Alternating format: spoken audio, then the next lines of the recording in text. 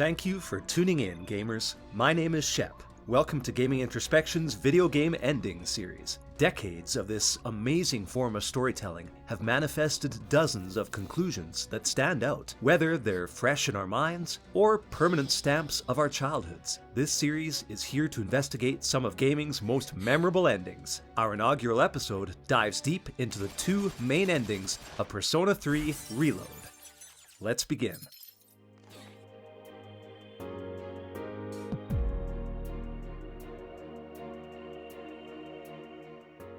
Very few gamers would have ever accessed this bad ending of Persona 3 naturally. After all, the party makes it a point to show how ravaged they are by these literal life or death circumstances, followed by scenes showing you their own resolve and willingness to fight against death, despite the narrative telling you there's no real point to it. By choosing to kill Ryoji in a protagonist's bedroom, you initiate the much quicker, less arduous to play through, but unfulfilling epilogue. Let's briefly recap what actually happens, and then we'll pick this apart and discuss just what was meant, as in what message did Atlus want to communicate with us if we choose this path of least resistance.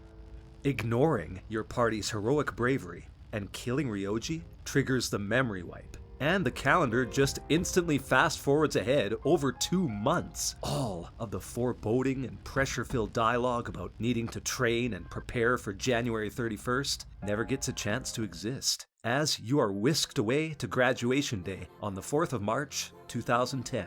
The protagonist, Junpei and Yukari, make very uninteresting and disjointed conversations about Mitsuru, Akihiko, and how fast the year has gone. Aigis notices the party, but due to the players submitting themselves to Ryoji's rules, that being all their memories will disappear, Aigis is unrecognizable to the trio. They simply note that she seemed to have something on her mind before she dashes away.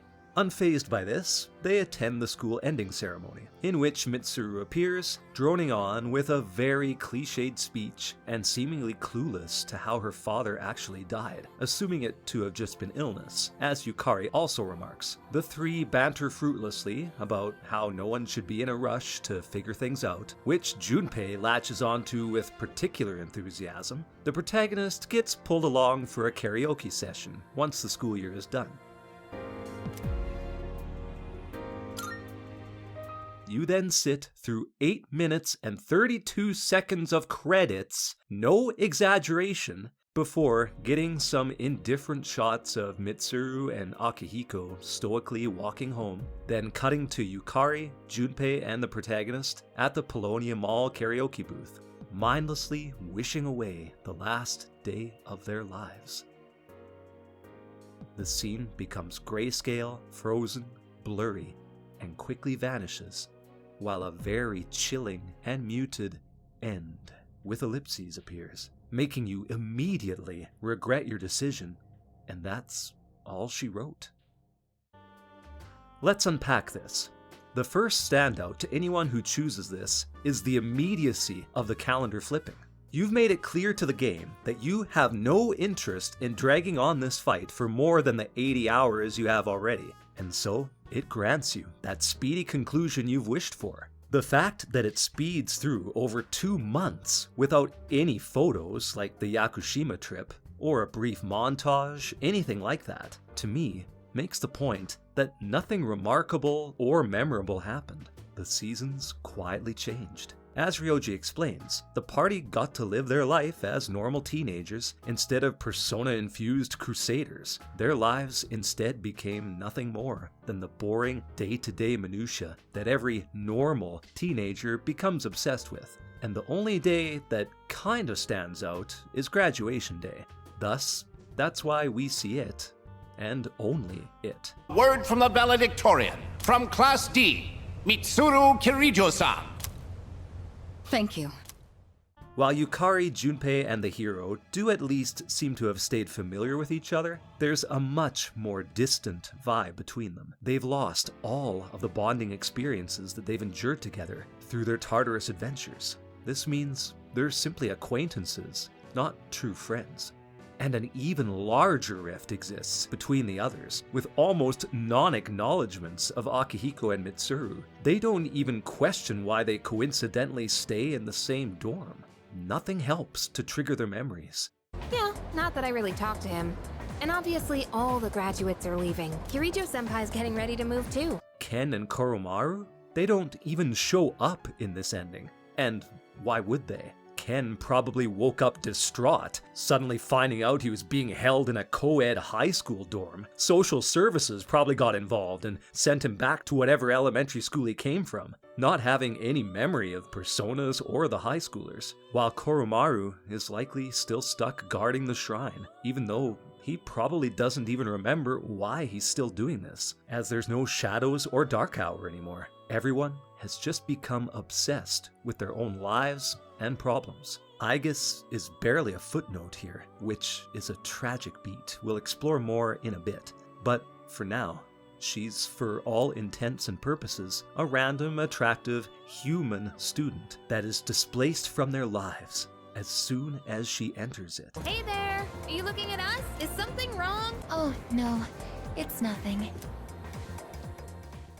The sheer disinterest in the Mitsuru speech evokes genuine guilt from us as players. Yukari just debunks her passionate plea to the students to seize opportunities, which is what you, as the player, refuse to do.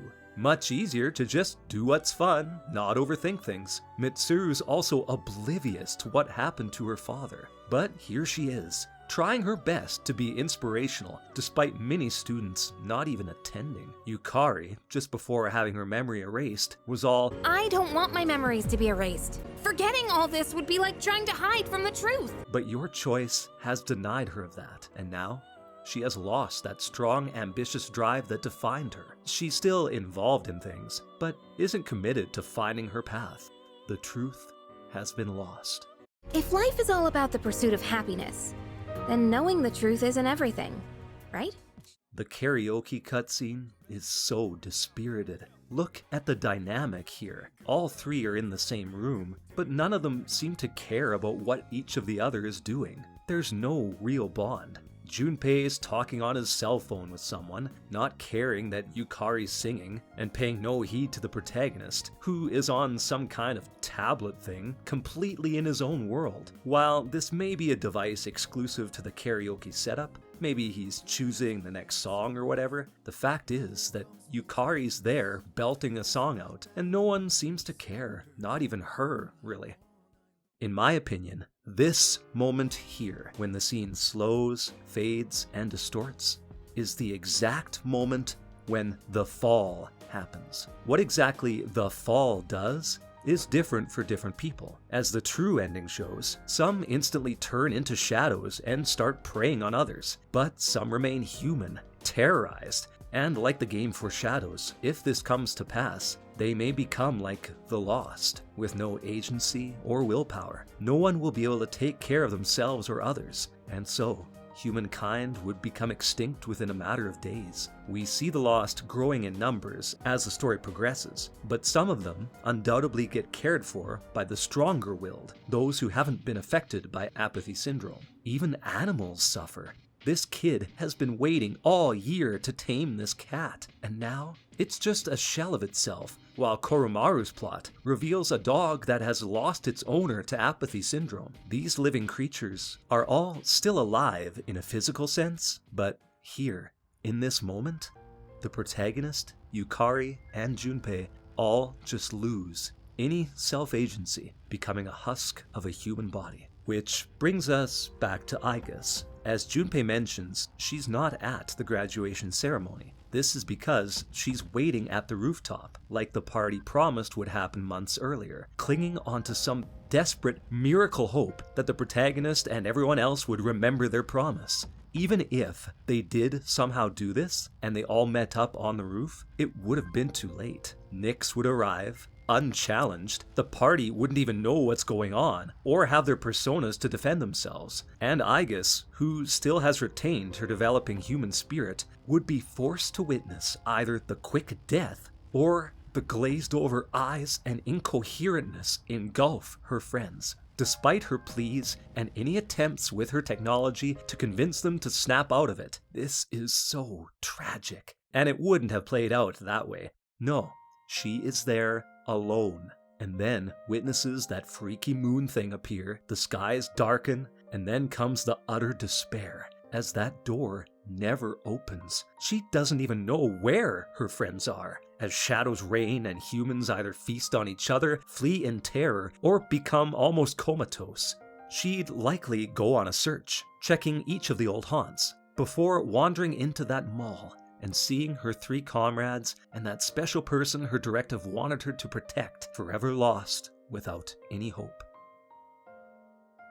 Obviously, being a machine, she wouldn't die, and likely would easily fend off the shadows for a time. But even so, her emotions are human now, and this would create a profound despair as the actual humans drop dead in the street or wander around, weakening and malnourished, with no one to assist them. She'd hear the growls and moans of more shadows as the humans continued to get their minds devoured. The aimless wanderers would lose strength, and civilization would cease to exist. Igus would either self-destruct or power herself down as the futility of everything washes over her, and that would be it. The future refused to change. So, what's the message here? To me, it's simple. We shouldn't take the easy way out. Turning our back to the challenges that lie ahead, and especially the truth, even if it's black and white and in our face, means that, yeah, we'll escape for a bit, and we won't have to suffer in the short term. We can lie to ourselves and say we'll have tons of time to figure things out, but doing so could place us in a much worse state, because we will never find our true purpose. And especially as we get older, that time we think we have vanishes exponentially quicker. Death can happen at any time, just like in this frozen moment. People can get struck by lightning, or be in an accident, or get diagnosed with terminal illness at any time, on a whim. And when death happens, it's just like this. A split moment of everything going gray, then black, and no chance of redemption or leaving behind anything better for anyone. This ending is truly unnerving. An element I find especially strong is that you get this same dreary, listless music looping incessantly throughout.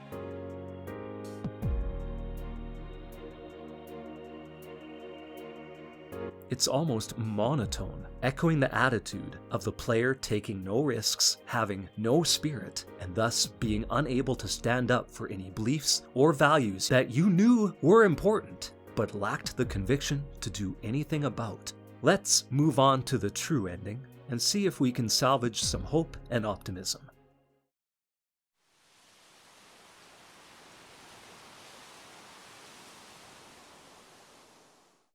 Naturally, you're met with resistance if you choose to spare Ryoji. He tries, multiple times, even showing you his true Thanatos death form, to convince you that going against the Harbinger of Death is completely meaningless. I will bring death to this world until I am finally satiated. However, he seems to accept the party's decision, and the C's group is bestowed with the Judgment social link, which, while probably the weakest social link in the game in terms of player influence, nevertheless helps accentuate the typical feelings of never giving up, needing to win, and overcoming an arduous final climb up Tartarus as you complete the dungeon grinding portion of the story, putting an end to Strega's fruitless effort to let death arrive uninterrupted, and going head-to-head against Ryoji's true form as the Nyx avatar, the Harbinger of Death. My favorite aspect of Persona games' true endings is how they re-emphasize the importance of the bonds that you've made along the way. Instead of choosing the easy path and forgetting everything you've been through, you're holding on to the hopes, dreams, tragedies, and burdens of a multitude of people, instead of wishing for death, which Ryoji claims the bulk of humankind has done.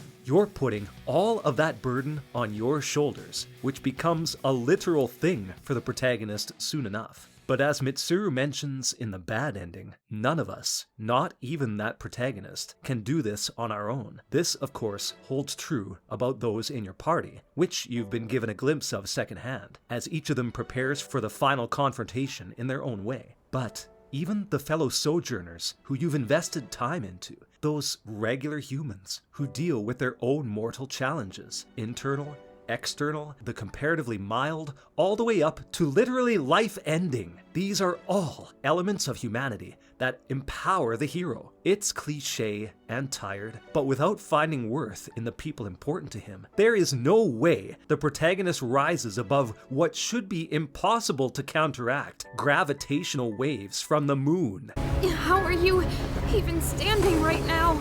Although brief, this beautifully animated cutscene of the hero spiraling into the core of Nyx itself and putting up a final stand immediately tells the player that they have done the right thing. You've come this far, you've earned it, now let's finish it. Alright, let's do this. If you're new to the series, the fight's introduction can be very alarming. You see that the first spell being cast against you is death. And next thing, good lord, you're engulfed in a nuclear explosion with 1 HP remaining and nothing to defend yourself with besides your trusty steel sword. But it soon becomes clear that you are destined to win, as your squad sends you their encouragement from millions of miles away. I love the anime-style highlight effects, slightly clashing with the in-game graphics, when each of the friends empower the hero, spiraling energy down and cheesily telling you that the power of friendship has healed you as you gain the upper hand, rendering each of Nyx's subsequent attacks less and less effective. Things begin to turn overwhelmingly in the protagonist's favor. But this moment here, when you're out of options, seemingly invincible, but also too weak to defeat Nyx with mere physical strikes, is a beautiful bit of foreshadowing. You're given no other option but to use your newest Persona Arcana universe skill, Great Seal, and the cost is every single bit of your HP. This is going to come into play a lot soon. The protagonist casts the seal, doing away with the course attempt to rain down on the earth, and so it and Tartarus simply vanish.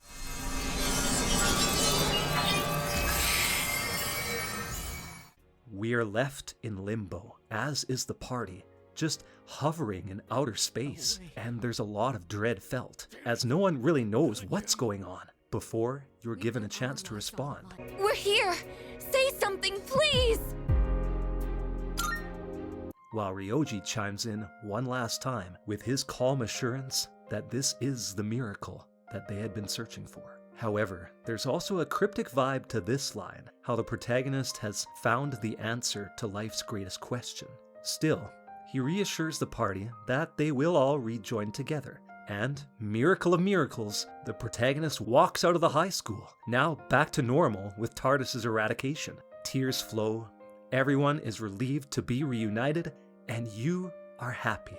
However, just as in the bad ending, once this final dark hour ends, no one in the party remembers the events. Again, except for Aigis. Instead of skipping to the March 5th ceremony though, you're free to wander the town during the day prior. And here's where, again, the social link bonds combine to make this an extremely bittersweet but perfect culmination of the effort the hero put into making others' lives better. Whichever maxed social links you've obtained will reward you in feel-good stories. You'll laugh at Miss Toriyumi's embarrassing reveal of Maya. You rejoice at knowing the bookstore couple's persimmon tree has been saved and is watching over Gekukan. Even the social links that ended with characters moving on give you closure, with the drunken priest having found the courage to reconcile with his wife and son, and Maiko's dad warming your heart with positive stories of her new school life. Even Shinjiro will be represented here if you are able to forge a bond with him. You may also have the most emotional conversation possibly in the whole game with the mother of Akinari, who had recently succumbed to his terminal illness. All the while though, you're getting some very unnerving comments from many of your companions, constantly remarking on how pale, tired, and ill the protagonist looks, and the uneasiness mounts the more people you talk to. Even he acknowledges his poor health, lamenting over his sluggish gait, wanting to go to bed early, and noticing his pale reflection before retiring. Still, the hero manages to wake up the next morning for the graduating ceremony. He puts on the bravest face he can when Aigis welcomes him, reminding him of that promise the group made months ago. And that promise does come to fruition, right in the middle of Mitsuru's speech, no less. And this is amazing. Every bit of it. The epiphany when Mitsuru remembers, and the fact that she doesn't care one bit what the entire student body might think as she jumps off the stage and reunites with Seize. How Ken and Koromaru find each other outside the school grounds and race towards Gekukan. It's awesome. Now, the protagonist is already on the rooftop with Aigis, and this is a serene, beautiful display, with cherry blossoms freely waving and blowing with the wind. Aigis delivers the most beautiful concluding speech ever, reinforcing how the hardships and struggles were all worth it. We also get a foreshadow of the answer here, as Aigis is seen picking up the protagonist's evoker upon his ascent to the moon, which she'll be using in short order. The hero is just barely able to find enough strength to comfort Aigis and her emotions that begin to pour out. And it's my opinion that part of Aigis knows he's fading here. These aren't just tears of joy for finding a higher purpose. Speaking of, it's such a simple message, but if we have people who care about us and who we support in turn, that's a richer existence than the loftiest billionaire. No amount of money or power would have made this scene possible. The ties that bond the party together somehow overcame the mass memory wipe that occurred. Then we have the culmination of everything, with a final thank you from Aigis, reassuring the hero that he can rest now. While it's not made clear to first-time players, this is it for him. Whatever happens during this choice, his eyes close for the final time, with that butterfly fluttering away, symbolizing his last breath as he dies peacefully moments later.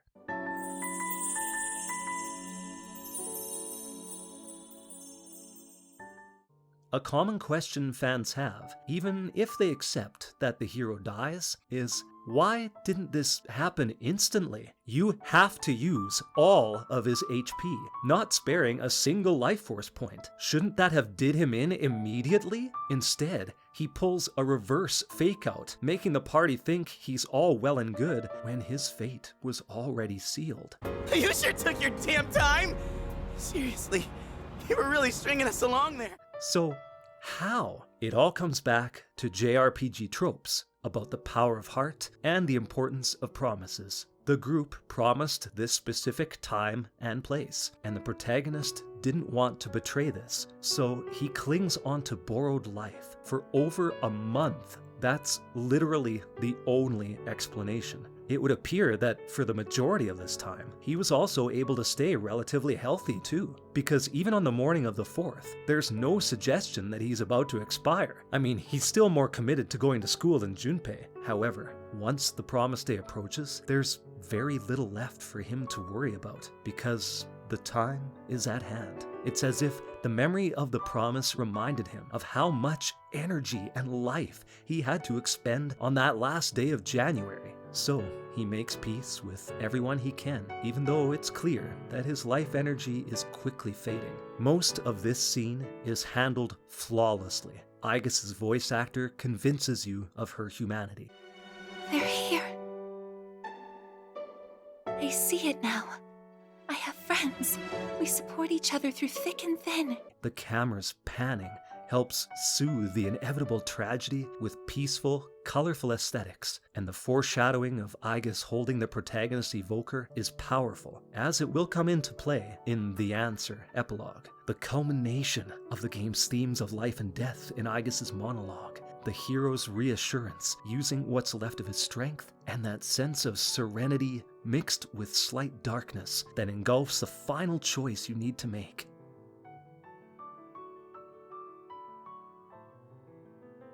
However, Atlas dropped the ball in one aspect. The hero in Reload isn't able to see the promise fulfilled because the rest of the group is too slow on the uptake. By the time they burst through the door and onto the rooftop, his eyes are already closed. He never gets to see them again, at least not in the same way in which they were knit together on January 31st.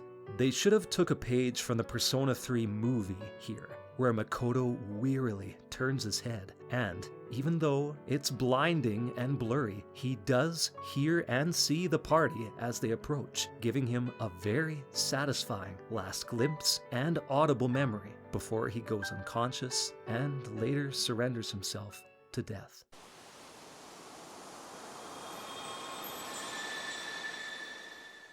Speaking of death, with it being the most omnipresent motif throughout Persona 3, the overtones and undertones are all about death. This true ending succeeds in that it proves that while it's coming for all of us, it's not meaningless, as the game over screen professes. Even if we don't find that answer, we can leave something positive behind for others, and know that it will have a positive effect long after we are gone. There's no better example than Akinari and his pink alligator story, which reverberated through several people's lives in the future. He left a legacy without even knowing it. As for the protagonist's legacy, he remains, to this point in the series, still sealing off the access point between Nyx, who brings about the fall, and Erebus, the manifestation of humankind's omnipresent wish for death. Perhaps one day he will return, as Elizabeth seems dead set on freeing him from this eternal suffering.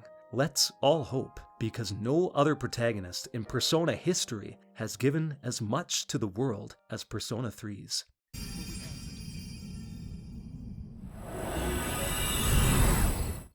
Persona 3's bad ending is very unsatisfying, but in a good way, if that makes any sense. It completely captures the futility of giving up with its monotone music and lack of any agreeable resolution or unity among any of the characters. Some people may understandably choose this path if they were given this choice in a similar high-stakes situation. The party has been fighting for over half a year against shadows and humans, overcoming being betrayed and led on a string, and have now been told it was all for nothing. No, actually it's worse than that. Upon the Hangman Shadow's defeat, the party had brought the ultimate death upon themselves and the human race at large. While many of this see as a rallying cry to not stop, if we were put through all those arduous battles and torment, it would be tempting to delay the fall if it's going to happen anyway after realizing the truth. Skip the draining reality of fear and instead live that month out in complete and utter obliviousness. Retain one last stretch of normalcy before everything goes into collapse and ends. What should stop many from accepting that, though, is seeing just how disjointed and uncaring everyone becomes. Everyone's just solo, obsessed with their own trifling problems, and so no one was able to find any final answers. They just became wiped out. The end. Nothing else, with Aigis left to suffer all the emotional turmoil as the annihilation spreads. Whereas in the true ending, obviously the biggest difference is that life is saved, but it really hits home just how much sacrifice can mean. There's a high price to pay sometimes for protecting what we hold dear. And for the protagonist, the tragedy never ends. He's literally still existing as an inanimate seal, just so the rest of humanity doesn't have to fear the wrath of Nyx's extinction. But he did what he did because he had hope for the future. He met people he cared about and wanted them to live on, knowing that they'll pass on his inspiring message. Aigis finally finding what she wants to do is heartbreaking, as this newly found life meaning is taken away from her immediately. But she still manages to cope and find a new purpose, and that's a good lesson for all of us. If you lose sight of one dream, fill it with another, and go forward with goodness in your hearts. Don't take your time for granted, and make every moment count.